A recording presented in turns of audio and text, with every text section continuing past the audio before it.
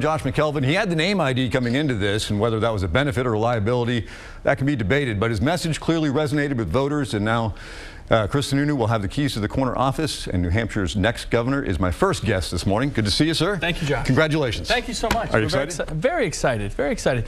Not just for what we're going to do for the state, but I think everyone can rejoice in that the campaign is over, right? I mean, it was the personal attacks, the ugliness you see out there. I mean, you know me, I try to stay positive. We try to stay above it as best we can, make sure we get that message out. But on behalf of my wife and kids, we're all happy that the campaign's done, and we're all ready to get to work. Sure. Let me just ask you one question about the campaign. We'll move on. Coming into this, or the pundits, you know, they expected if there was going to be a Republican that was going to survive the ticket, it's probably going to be Kelly Ayotte, given her name ID.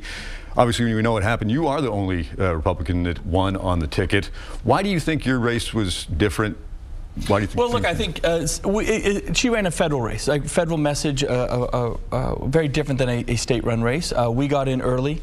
She had a formidable opponent. You have to give Governor Hassan and to-be Senator Hassan a lot of credit.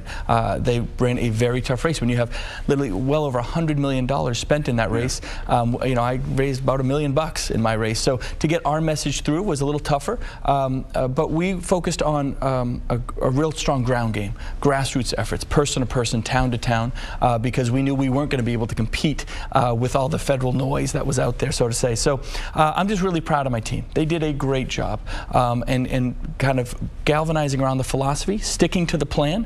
And some people said, oh, you're running too much of an old-fashioned race. It wasn't old-fashioned. It's just how you do it in New Hampshire. You give people straight talk and straight answers. You don't beat around the bush. You got to make sure there's substance behind the headlines, so to say. And it resonated with folks, and I'm glad people saw through it. We stayed optimistic. We stayed positive, and it's clearly a model that people want to see in the state. We're very proud of that. Yeah, so moving forward, you're going to be the CEO in state government with Republican majorities in both chambers. What are the priorities?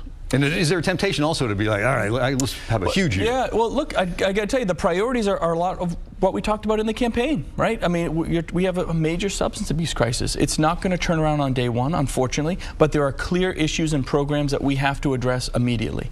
The funding is there in a lot of respects, but aggressive prevention in schools, we've talked about that. My plan to put in business tax credits so those coming out of recovery can get job training skills. So again, we can re-instill that workforce. We have a workforce issue here where we have young people leaving.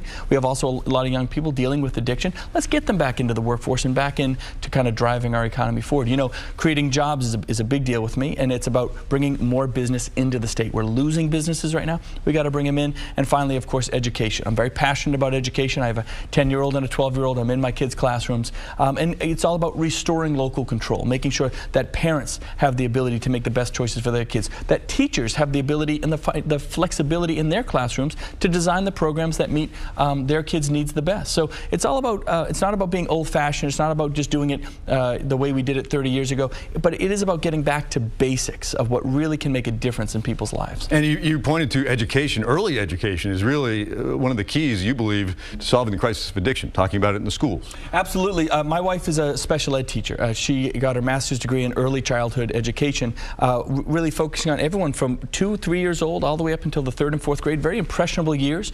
You can't waste those years, so to say. So where we can provide a full-day kindergarten, or where even to take it a step further, child care, right? There are aspects that we need to address that I think we've been a little lax on in the state to give families, again, that flexibility to create the best programs for their kids and themselves. And again, it's all about a quality of life, right? The best thing the government can do is provide services and get out of the way, right, so that people are doing what they can do in their lives and have the freedom and flexibility for themselves. James Vera, he's the so-called drug czar. Obviously, he took over amid some controversy with the first drug czar. Do you like the job he's doing, and do you think he needs a bigger staff? I mean, I don't expect you to have the answers for everything right now. I do like the job he's doing. I think he's done some good stuff, and I look forward to working with him. I mean, he's really reports directly to the governor. I haven't worked with him directly. We know each other fairly well, so I look forward to working with him. By the way, I hate the term czar. We are not in Russia. We don't have czars, but whether it's an advisor or a governor's advisor, whatever you want to call it. I also think we need to look at, you know, we focus on the word drug czar, but we need recovery professionals in here as well. Recovery recovery is a big part of what we need to address in this state. Do we need to separate that out? Do we need an advisor that handles things like enforcement, the drug issues, a team? It's a huge job. Yes, yeah. And then we need folks that also have some authority to make some good decisions on the recovery, drug courts, recovery centers, getting more beds, different types of treatment, alternative types of treatment. Are we bringing in enough nurses? Are we bringing in the clinicians that we need within those centers? So there's really two strong aspects of this that we need to focus on. I think James has done a good job, and I look forward to working with him. I got to ask you about, most people know you're an executive counselor, and there was an issue that came up during the campaign, which had nothing to do with the campaign. We're talking about the contract with Dartmouth-Hitchcock. And there's a lot of questions around there. I think most people who look at it would agree. You were the first call for a rebid here. Let's tear this thing up. Where does that stand now? Well, we're going to keep looking at it, to be sure. It is not just a campaign issue. It's a real issue. We have mental health services in this state. There's a question about the delivery of those services. Those questions still have to be answered. So I'm going to keep making sure that we investigate some of the questions that are still lingering out there. Can the contract be rebid? Maybe, maybe not. I mean, the official new contract did start last week. It's a much tougher hurdle to climb now, but doesn't mean we're not going to pursue it and look at making sure we have options. That's what this was all about. It wasn't about being a sledgehammer down on Dartmouth-Hitchcock. It was more about making sure we had transparency in the information we received and providing the best options for the state and ultimately the people that are receiving those services. We're going to be very aggressive about making sure that we provide those options. Yeah, there are a number of flags that are certainly warranted the questioning. I want to ask you, Massachusetts and Maine now legalizing marijuana. Here in New Hampshire, that's debated. A lot of people don't even want to talk about it while we're in a crisis of addiction. While advocates say, well, this is our chance to get some tax revenue in here. What's your take on it? We're definitely not ready for that step just yet. We have talked about decriminalizing, which is really just getting the level of the punishment more in line with the crime, and that is a little more common sense, sure. where we need to be. But going to full legalization of marijuana, we're definitely not ready. We're just entering into the medicinal use of marijuana right now. So let's see what the pushes and pulls are. Let's look at what happens in Massachusetts or Colorado or Maine, these states that will have taken those steps. Let's see what the impacts of those programs are so we can make the best decision for ourselves down the road, but definitely not for today. You must be a busy guy. I mean, you were down in Florida talking at the Republican Governors Association this week. Mike Pence was there, the Vice President-elect, and he had some words that probably sounded pretty good to you. I tell you, I have immense respect for Vice President-elect Pence.